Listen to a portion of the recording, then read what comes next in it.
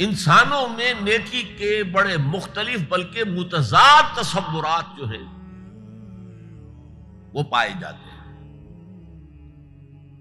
پہلی بات تو بڑی اہم یہ ہے کہ برے سے برا آدمی بھی نیکی کے کسی نہ کسی کام کو سر انجام دے کر اپنے ضمیر کو مطمئن کرتا ہے۔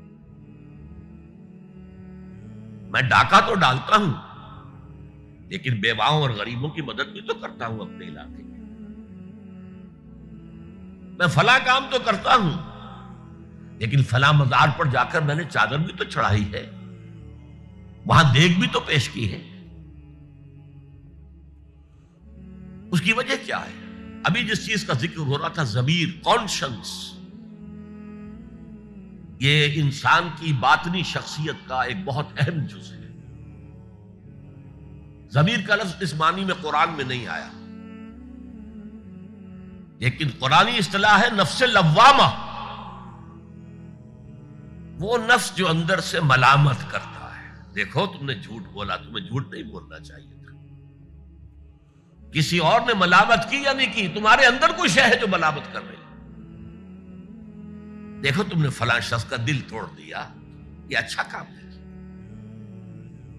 یہ ہے لوامہ جس کی قسم کھائی گئی، لا اقسم بیوم القیامت ولا اقسم بالنفس اللوامہ۔ یہ نفس لوامہ ہر انسان میں ہے، اور جیسے ہمارے ظاہری وجود کے تقاضے ہیں، بھوک لگتی ہے، پیاس لگتی ہے، اسے کپڑے کی ضرورت ہے موسمی اثرات سے بچاؤ کے لیے، یہ جو مانوی شخصیت ہماری اندر ہے یہ بھی کچھ ڈیمانڈ کرتی ہے، اور انسان اپنے آپ کو مطمئن کرتا ہے، ریشنلائز کرتا ہے۔ ٹھیک ہے، یہ تو خرابیاں ہیں، لیکن میں نے یہ کام بھی تو آخر کیے ہیں نا۔ یہ انسان کی ایک لازمی ضرورت ہے، اپنے ضمیر کو مطمئن کرنا۔ اب دیکھیے ہمارے ہاں کے مختلف طبقات میں مختلف تصورات ہیں نیکی کے جو رائج ہیں۔ ہمارے ہاں ایک مذہبی طبقہ ہے جس کے نزدیک اصل اہمیت ریچولز کی ہے، عبادات کی ہے، رسومات کی ہے۔ معاملات میں وہ دھوکہ دے رہے،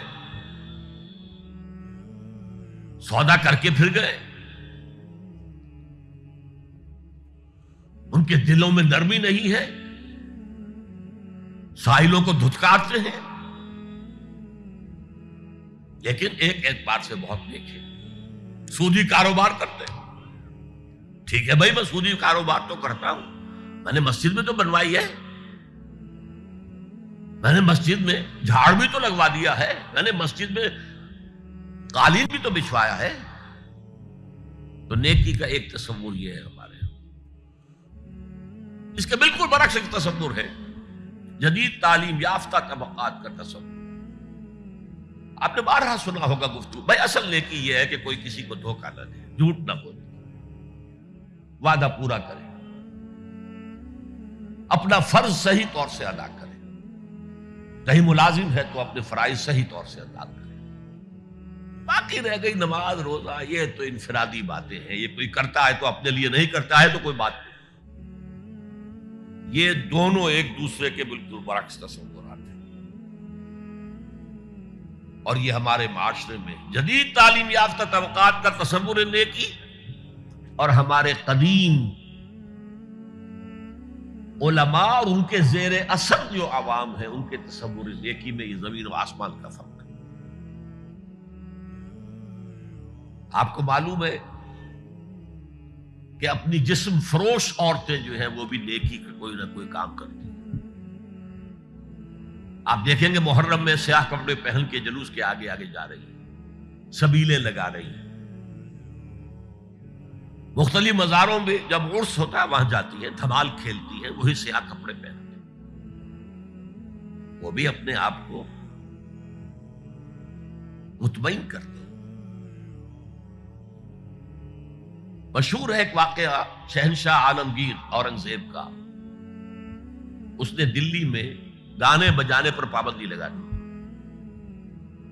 اب ظاہر بات ہے جن کا یہ پیشہ تھا ان کا دھندا ختم تو آمدنی ختم، لاکھ کوششیں کی لیکن اورنگزیب ٹس سے بس نہیں ہوا۔ انہوں نے ایک عجیب ترکیب کی. وہ دریائے جمنا بالکل ساتھ بہتا تھا، یہ اگلا اس شکل میں بنایا گیا، اب تو ذرا فاصلے پر. تو ایک کشتی میں وہ جمع ہو گئے، سازندے بھی اور ساز بھی اور گاتے بجاتے ہوئے. انہیں معلوم تھا فلاں وقت جو ہے بادشاہ جھروکے میں بیٹھ کر دریا کی سیر کرتا ہے، وہاں سے گزرے اور ایک شعر گاتے ہوئے گزرے. در کوئے نیک نامی مارا گزر نہ دارن، گر تو نمی پسندی تقدیر قدارا. در کوئے نیک نامی، یہ نیکی جو ہے یہ اس کے کوچے میں ہمارا گزر ہی نہیں ہے. در کوئے نیک نامی مارا گزر نہ دارن، یہ تو اللہ کی طرف سے فیصلہ ہے، اس کی مقرر کردہ تقدیر ہے. گر تو نمی پسندی تغییر کل قزارا، اگر تجھے پسند نہیں ہے تو تقدیر بدل دے. تو بادشاہ ہنس پڑا اور اس نے کہا کہ ٹھیک ہے بھائی، گانے بجانے کی حد تک تمہیں اجازت. تو ہر ایک طبقے کا اپنا ایک تصور ہے نیکی کا.